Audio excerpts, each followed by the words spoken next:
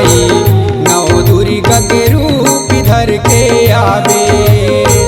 नौ दुर्गा के रूप धर के आवे, नवरात मनाई नौ दुर्गा के रूप धर के आवे।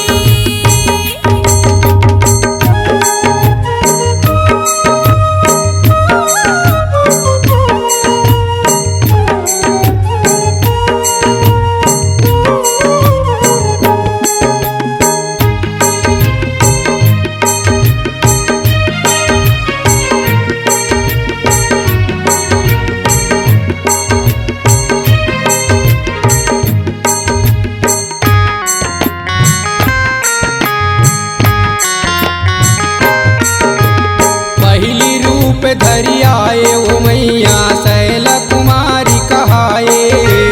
दूसरा रूप धरि आए ओ मैया ब्रह्मचारिणी कहाए। पहली रूप धरि आए हो मैया शैल कुमारी कहाए। दूसरे रूप धरि आए हो मैया ब्रह्मचारिणी कहाए। तीसरा रूप धरि आए ओ मैया तीसरा रूप धरि आए ओ मैया चंद्रा घटा कहाए। नौ दुर्गा के रूप धर के आवे, नवरात मदाई नौ दुर्गा के रूप धर के आवे। नौ दुर्गा के रूप धर के आवे, नवरात मनाई नौ दुर्गा के रूप धर के आवे।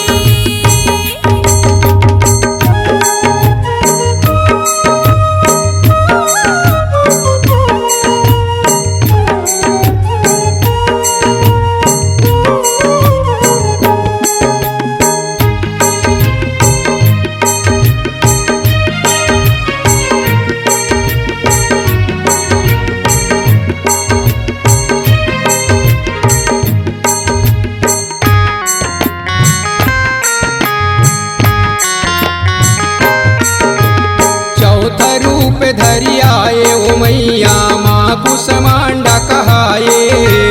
पांचवा रूप धरि आए ओ मैया स्कंद माता कहाए।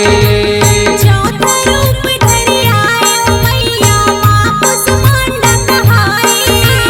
पांचवा रूप धरि आए हो मैया स्कंद माता कहाए। छठवा रूप धरि आए ओ मैया छठवा रूप धरि आए ओ मैया माँ कात्यायनी कहाए। नौ दुर्गा के रूप धर के आवे, नवरात मदाई नौ दुर्गा के रूप धर के आवे। नौ दुर्गा के रूप धर के आवे, नवरात मनाई नौ दुर्गा के रूप धर के आवे।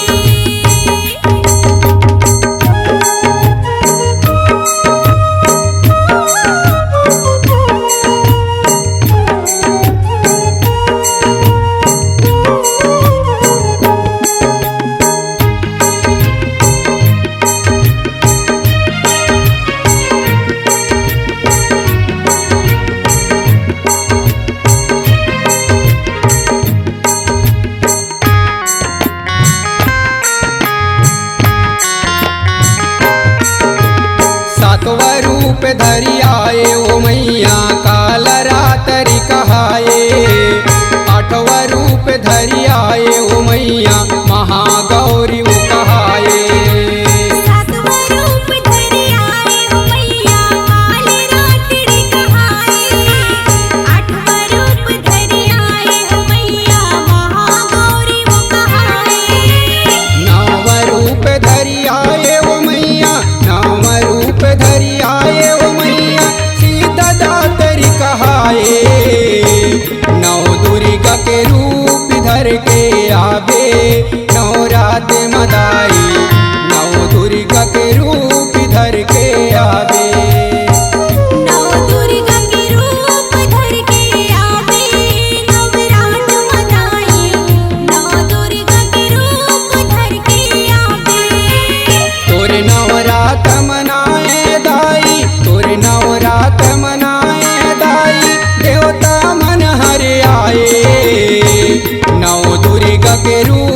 करके आवे नवरात मदाई